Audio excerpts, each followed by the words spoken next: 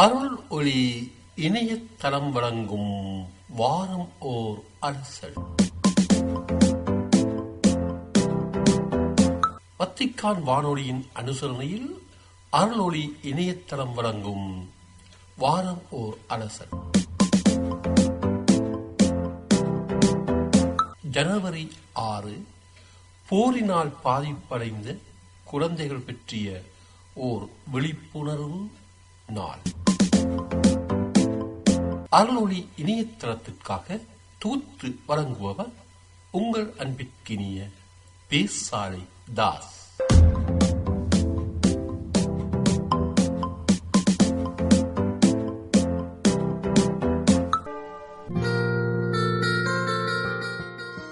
வாரம் ஓர் அலசல்.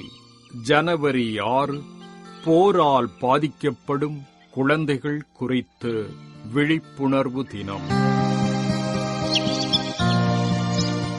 போரால் பாதிக்கப்படும் குழந்தைகள் குறித்த விழிப்புணர்வு தினத்தை ஒவ்வொரு ஆண்டும் ஜனவரி 6ஆம் தேதி நினைவு கூர்கின்றோம். 6ஆம் தேதியோடு அந்த நாள் முடிவுக்கு வந்துவிடுகின்றது. அதன் பின்னர் ஒன்றுமே இல்லை. போர்களும் உள்நாட்டு மோதல்களும் அவைகளின் பாதிப்புகளும் இளம் சிறார்களில் தொடர்ந்து கொண்டுதான் இருக்கின்றன. கண்ணி வெடிகள் மற்றும் வெடிக்காத வெடிகுண்டுகளின் ஆபத்து ஒரு கொடிய அச்சுறுத்தலாக உள்ளது என்ற உண்மை உலகம் முழுவதும் இடம்பெறும் உள்நாட்டு மோதல்களின் வழி தொடர்ந்து கொண்டுதான் இருக்கின்றது. இதனால் பாதிக்கப்படுவது பொதுமக்கள்தான், அதிலும் குறிப்பாக குழந்தைகள்தான். உக்ரைனில் போர் துவங்கிய 2022ஆம் ஆண்டிலிருந்து இதுவரை குறைந்தபட்சம் 600க்கும் மேற்பட்ட குழந்தைகள் கொல்லப்பட்டுள்ளனர். 2000த்திற்கும் மேற்பட்டோர் காயமடைந்துள்ளனர். உக்ரைன் நாட்டில் பாதுகாப்பின்மை காரணமாக கல்வி நிலையங்களில் தங்கள் பெயர்களை பதிவு செய்த மாணவர்களுள் பாதி பேர் பள்ளிகளுக்கு செல்ல முடியாத நிலை இருப்பதாகவும் அறிவிக்கப்பட்டுள்ளது. எத்தனை மருத்துவ கட்டிடங்கள், கல்வி நிலையங்கள், பல ஆயிரக்கணக்கான வீடுகள் அழிவுக்கு உள்ளாக்கப்பட்டுள்ளன அல்லது சேதமாக்கப்பட்டுள்ளன என்பதற்கு துல்லியமான விவரங்கள் இல்லை. 2 ஆண்டுகளான கோவிட் பெருந்தொற்றும் அதைத் தொடர்ந்து 2 ஆண்டுகளான போரும் என 4 ஆண்டுகளாக குழந்தைகளின் கல்வி உக்ரைன் நாட்டில் பாதிப்புக்கு உள்ளாகியுள்ளதாக யுனிசெஃப் அமைப்பு அறிவிக்கின்றது. இப்போது ஏமனை எடுத்துக்கொள்வோம். இது மத்திய கிழக்கு ஆசியாவில் உள்ள எண்ணெய் வளமிக்க வளைகுடா நாடு. ஏமனில் உள்ள எண்ணெய் வளத்தை அபகரிக்க அங்கே ஒரு உள்நாட்டுப் போரை உருவாக்கின 2 பணக்கார நாடுகள். அதற்கு ஆதரவாக சில நாடுகள் ஆயுதங்களை விற்பனை செய்தன. ஏமன் போரில் ஏறக்குறைய 1,30,000 மக்கள் படுகொலை செய்யப்பட்டுள்ளனர். போரின் காரணமாக ஏற்பட்ட பஞ்சத்தாலும் உணவு தட்டுப்பாடாலும் 84,000 குழந்தைகள் உயிரிழந்துள்ளனர்.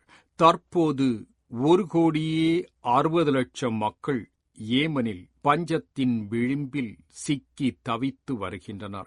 5 வயதிற்கு கீழ் உள்ள 23 லட்சம் குழந்தைகள் ஊட்டச்சத்து பற்றாக்குறையால் பாதிக்கப்பட்டுள்ளார்கள்.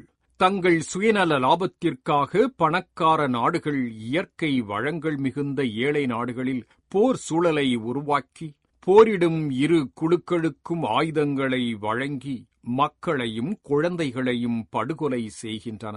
மேலும் ஒரு செயற்கையான பஞ்சத்தை உருவாக்கி பல லட்சக்கணக்கான மக்களை அழித்தொழிக்கின்றனர்.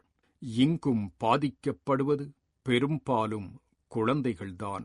காசா போரில் அழிக்கப்பட்ட நீர் அமைப்பு, தண்ணீரின்றி தவிக்கும் குழந்தைகள் என செய்திகள் தொடர்ந்து வந்து கொண்டிருக்கின்றன. குழாய் மூலம் தண்ணீர் அனுப்பப்படுகின்றது, ஆனால் அது மாசுபட்டதாக இருக்கும் என மக்கள் அஞ்சுகின்றனர்.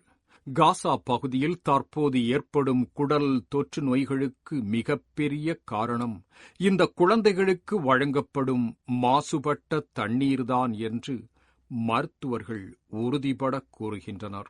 ஐக்கிய நாடுகள் சபையின் மனிதாயமான விவகாரங்களுக்கான ஒருங்கிணைப்பு அலுவலக கூற்றுப்படி காசாவின் 67 விழுக்காட்டு நீர் மற்றும் சுகாதார உள்கட்டமைப்பு முற்றிலும் அழிக்கப்பட்டுள்ளது.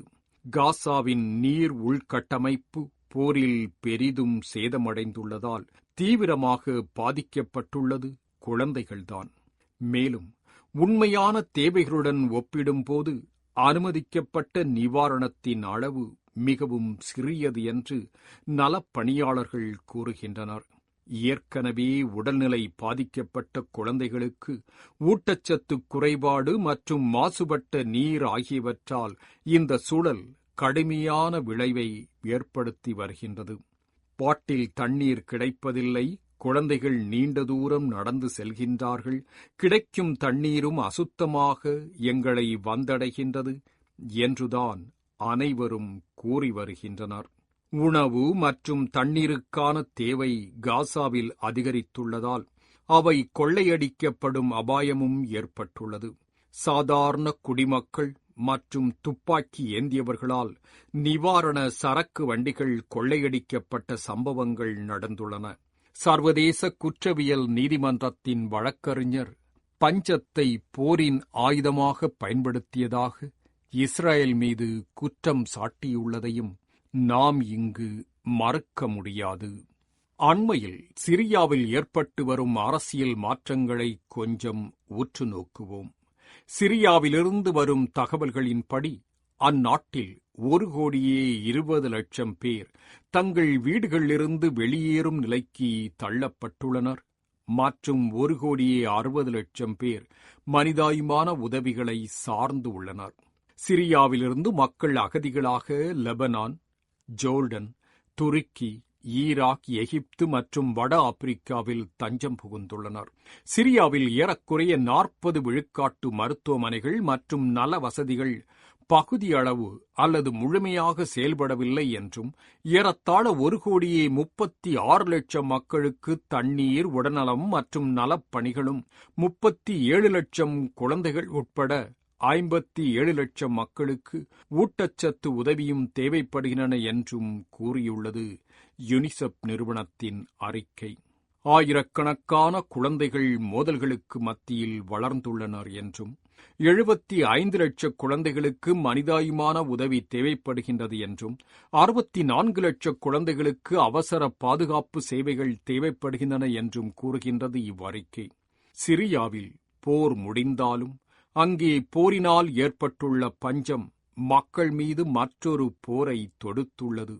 மனிதனால் உருவாக்கப்பட்ட நெருக்கடிகளான போர் மற்றும் கலக வன்முறைகளால் உலகின் பல்லாயிரக்கணக்கான மக்கள் பட்டினியை எதிர்கொள்ள வேண்டிய நிலையானது உண்மையில் வெட்கக்கேடான விடயம். அதிலும் தங்களுக்கென குரல் எழுப்ப முடியாத குழந்தைகளை பாதிக்க விடுவது மனிதகுலத்திற்கு பெரும் இழுக்கு. இன்றைய குழந்தைகள் நாளைய தலைவர்கள் என்பது நாடறிந்த கூற்று. குழந்தைகளை குழந்தைகளாக வாழ விடுங்கள் என்பதே நம் விண்ணப்பம். ஆனால் மனிதனின் சுயநலக் கூற்றுக்குள் இந்த வேண்டுகோள் கருகிவிடுகின்றது என்பதைத்தான் கண்டு வருகின்றோம். குழந்தை பருவத்தில் குழந்தைகள் தமது சூழலில் இருந்து நிறைய கற்றுக்கொள்வார்கள், நமக்கு நிறைய கற்றுத் தருவார்கள். ஒரு கள்ளம் கபடமற்ற குழந்தையின் வடிவில் இறைவனே வாழ்கின்றான் என்பது போல இந்த மழலைகளின் உலகம் மனிதர்களின் மன காயங்களுக்கு மருந்திடும். எனவே நாட்டின் அதிகாரிகளும் குழந்தைகளின் பெற்றோர்களும் குழந்தைகளை பாதுகாத்து அவர்களை சிறப்பான நிலைக்கு கொண்டு வருவதன் வழியாக நாட்டை சிறப்பானதாக கட்டியெழுப்ப முடியும். ஒரு தேசத்தின் சொத்து களஞ்சியங்களில் இல்லை, அவை பள்ளிக்கூடங்களில் உள்ளது. உலகத்தில் மிகச் சிறந்த நாடு எதுவென்றால் சிறுவர்கள் மிகவும் பாதுகாப்போடு வளரக்கூடிய சூழலை எந்த ஒரு நாடு கொண்டிருக்கின்றதோ அதுதான். குழந்தைகளை பாதுகாப்பவர்கள் இறைவன் பக்கம் இருப்பதுடன் குழந்தைகளை ஒடுக்கி வைப்பவர்கள் மீது வெற்றி கொள்பவர்களாகவும் உள்ளனர். அனைத்து விதமான சுரண்டல்களிலிருந்தும் அனைத்து குழந்தைகளையும் நாம் விடுவிப்போம் என்ற திருத்தந்தை பிரான்சிஸ் அவர்களின் வார்த்தைகளை மனதில் நிறுத்தி நடை போடுவோம்.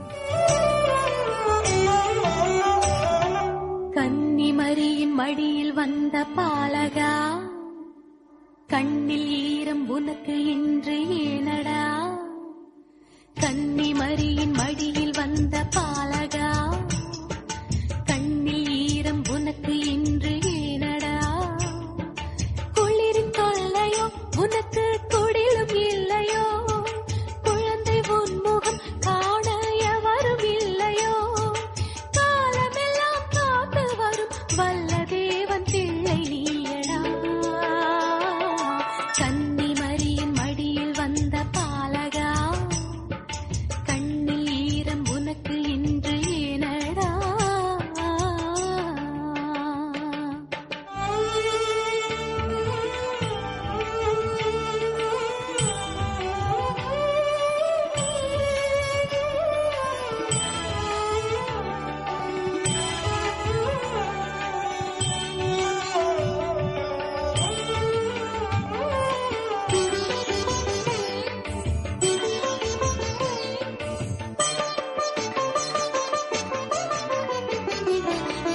உன்முகத்தை போல நானும் பார்த்ததில்லையே, உன் குரலை போல நானும் கேட்டதில்லையே.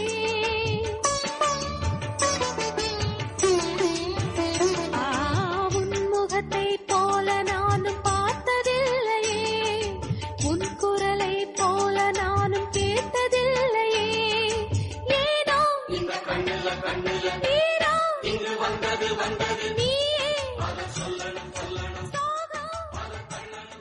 போரால் பாதிக்கப்படும் குழந்தைகள் குறித்த விழிப்புணர்வு தினம் ஜனவரி 6 சிறப்பிக்கப்பட்டது.